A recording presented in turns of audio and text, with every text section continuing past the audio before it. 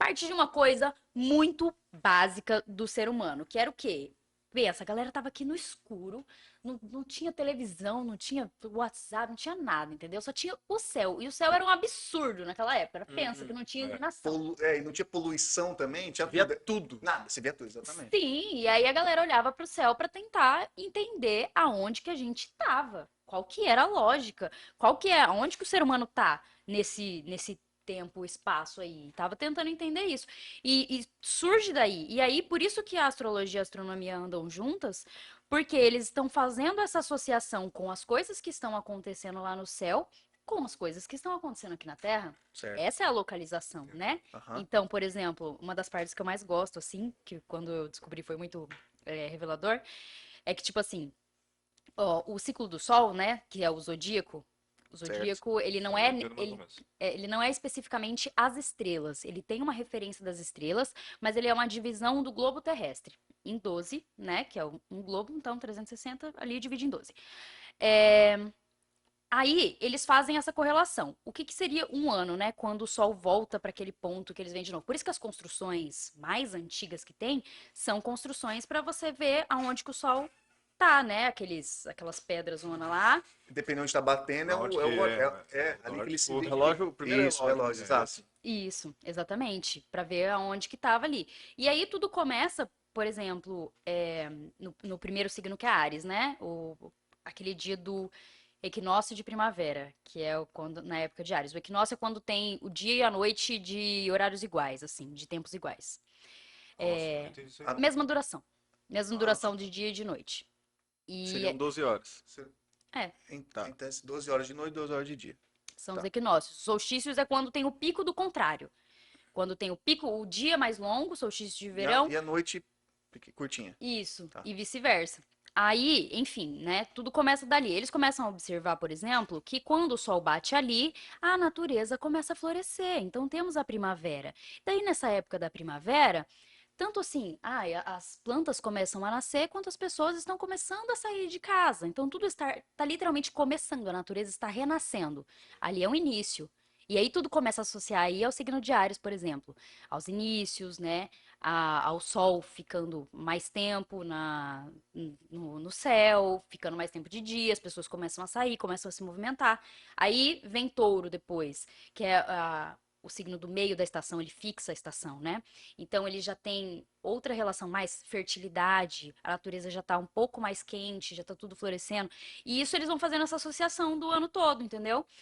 Tipo, o que está acontecendo no céu e o que está acontecendo Aqui. na Terra, consequentemente, com isso daí. E isso é muito legal, porque você vai ver que todos os signos têm essa associação com a estação, né? O que eu mais gosto é a parte de escorpião, porque o escorpião ele é o signo do meio do outono. E aí, a hora que chega ali no outono, é tudo do hemisfério norte, tá? Porque saiu de lá. A hora que chega no meio do outono, eles precisam começar a matar os animais pra fazer casaco de pele, porque tá Tá chegando. frio. É. Então tem todo Caraca, toda esse uma viagem movimento massa, assim. né, cara? Aham. Tem todo Puta. significado. Não, não é ciência, né? Digamos que seria uma ciência da vida psicológica ali do ser humano, mas não é uma ciência porque os métodos científicos não abarcam como que eu posso dizer? Essa comprovação, só que ela é empírica, né? Então, eu não sei o quanto que. Eu acho que a nossa ciência é muito engessada também. Tipo, não Uhum. descredibilizando nada, acho que é necessário, mas a nossa ciência é muito engessada por uma visão cartesiana, linear, por uma visão determinista, material. Então, tanto é que a medicina é o que é hoje por uma visão completamente material, né? O ser humano é um corpo. Um corpo é um sistema de órgãos separados. O cara estuda o joelho, o outro estuda o É, cotovelo, tem o essa outro fita estuda o mesmo. estômago, não sei o quê, e não entende a integralidade. E, tipo assim, isso reflete em todas Pra, as áreas. Não, também é uma integralidade. A astrologia mostra exatamente isso. Esse que é o mais louco dela. Não é saber qual é seu signo, não é saber como exatamente, né, você tá ali.